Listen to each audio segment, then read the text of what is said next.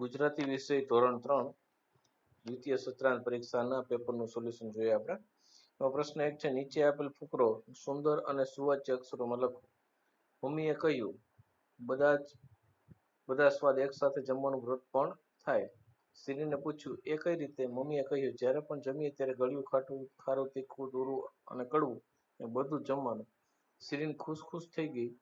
તેણે ઘરના બધાની સાથે દાળ ભાત, રોટલી, શાક, ગોળ, કચુંબર, અથાણું, છાશ અને મુખવાસ ખાધા. આ તમારે ફકરો સુંદર અને સુવાચ્ય અક્ષરે લખવાનો છે, જેના 5 ગુણ છે. ત્યાર પછી પ્રશ્ન 2 જોઈએ. નીચેના પ્રશ્નોના જવાબ 2-3 વાક્યમાં લખો. તમને મન ફાવે તે કરવાનું કહેવામાં આવે તો તમે શું કરશો? તો તમારે જે મનમાં આવે તે તમે લખી શકો, પણ અહીંયા ઉદાહરણ રૂપે લખ્યું છે કે જો અમે એકબીજા મિત્રો સાથે મળીને સૌપ્રથમ પહેલા રમવાનું પસંદ કરીશું. અમે કબડ્ડી રમવાનું પસંદ કરી, કેમ કે મને કબડ્ડી રમવી ખૂબ જ ગમે છે. ત્યારબાદ અમે અમારી શાળાના પુસ્તકાલયમાંથી સારી વાર્તાના પુસ્તકોનું વાંચન પણ કરીએ. આવું લખી શકાય. ટીકુ ચંદુને કેમ શોધી ન શકી?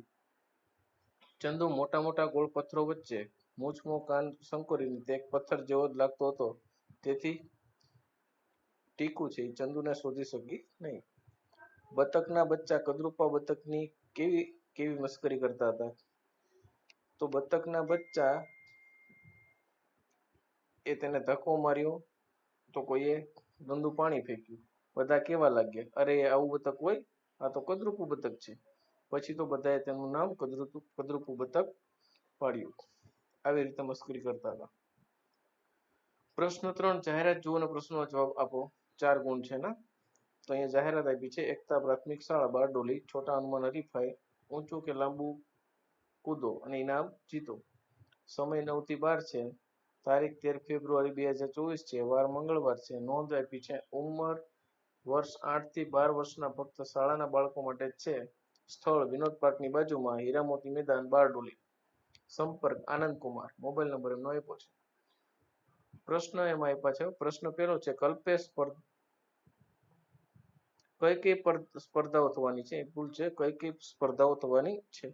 તો ઊંચી કૂદ અને લાંબી કૂદ એવી સ્પર્ધાઓ થવાની છે. પાયલ રવિવારે સ્પર્ધામાં ભાગ લેવા જશે તો ભાગ લઈ શકશે ના. કેમ? તો કે મંગળવારે જ છે ને સ્પર્ધા. તો સ્પર્ધા ક્યાં સ્થળે યોજાવાની છે? તો સ્પર્ધા છે વિનોદ પાર્કની બાજુમાં, હીરામોતી મેદાન, બારડોલીમાં યોજાવાની છે.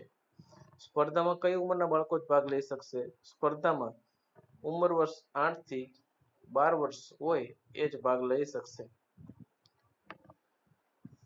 ત્યાર પછી આપણે જોઈએ પ્રશ્ન 4. આપેલ ચિત્ર જોઈ તેના આધારે 4 વાક્ય લખો. ચિત્ર આપણને મેળાનું આપેલું છે, તેના આધારે વાક્ય લખી શકાય. અહીંયા તમને વાક્યો આપેલા છે. પ્રશ્ન 5 જોઈએ. નીચે આપેલ કાવ્યના આધારે પ્રશ્નોના જવાબ લખો.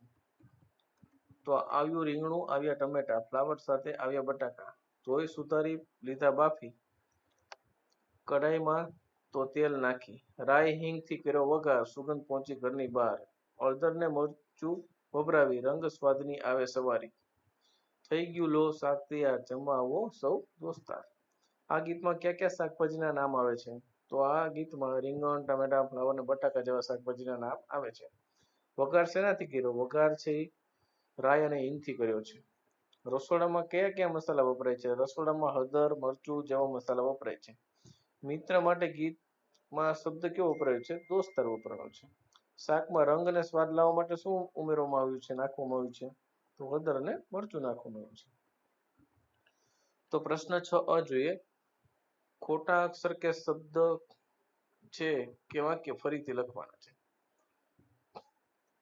તો હું પડી ગયો હતો તેથી મને લોહી નીકળ્યું, તેથી આવશે છતાં પણ કે દૂર કરી દેવાના છે. વાંદરાભાઈએ કેળું તોડ્યું અને મોજથી ખાવા લાગ્યું. સાચું વાક્ય થશે. પ્રશ્ન 6 જોઈએ. ઉદાહરણ મુજબ લખો. ઉદાહરણ પૂછે, રમશું તો રમતા રમતા, તો પહેરશું તો શું હવે? પહેરતા પહેરતા. ગાશું તો શું હવે? ગાતા ગાતા. પ્રશ્ન 6 ક. કોષ્ટક સમજી ઉદાહરણ પ્રમાણે વાક્ય બનાવો. જો કોષ્ટકમાં જો અહીંયા વસ્તુ, ઝાડ, વાદળા, ચોપડી, બીજી બાજુ ક્યાં હોય? દફતરમાં, જમીન ઉપર ને આકાશમાં. તો વાદળા આકાશમાં હોય, ઝાડ જમીન પર હોય છે, એના ઉપરથી એના મુજબ આપણે ઉદાહરણ પ્રમાણે બનાવવાના છે. તો વાદળા આકાશમાં હોય છે, ચોપડી દફતરમાં હોય છે. 2 વાક્ય બનાવવાના છે. પ્રશ્ન 7, વાક્યો વાંચી કોષમાંથી લાગુ પડતા વિધાનો ખાલી જગ્યામાં લખો. તો કૌંસમાં આપણે નથી જોયું, તો પેલું વાક્ય જોઈએ, શાળામાં 1લો નંબર આવ્યો તેથી હું આનંદિત થયો. અંધારું જોઈ મોહનને બીક લાગી. પપ્પા મારા પર ગુસ્સે થયા તેથી હું રડી પડ્યો. શિલ્પાએ કામ ન કર્યું તેથી મમ્મી ખીજાઈ ગયા. પ્રશ્ન 8 જોઈએ, નીચે આપેલ બંને શબ્દોનો ઉપયોગ કરીને એક વાક્ય બનાવો. 2 ગુણ છે. નદી ઊંડી, અમે ઊંડી નદીમાં નાહ્યા. પેલું છે આ ઉદાહરણ હતું. હવે પેલું જોઈએ, આકાશમાં ઊંચે વિમાન ઉડે છે. બીજું, ગાય દૂધ આપે છે. પ્રશ્ન 8બ, આપેલ શબ્દોમાંથી નવા શબ્દો બનાવવાના છે. 2 ગુણ છે. ઉદાહરણ પૂછે, સફરજનમાંથી જો ફર, જન, સફર, રજ, સર્જન આવા વાક્ય શબ્દો બને છે. તો રંગબેરંગીમાંથી હું રંગ, પછી બેરંગી, રંગી, બેગ એવા ઘણા શબ્દો બની શકે. બાપુનગરમાંથી બાપુ, પૂર, નગર, બાગ, નર એવા શબ્દો બની શકે છે. પ્રશ્ન 8ક જોઈએ, નીચે આપેલ શબ્દોમાં યોગ્ય શબ્દો સ્વર મૂકી અને આપણે નવા શબ્દો બનાવવાના છે.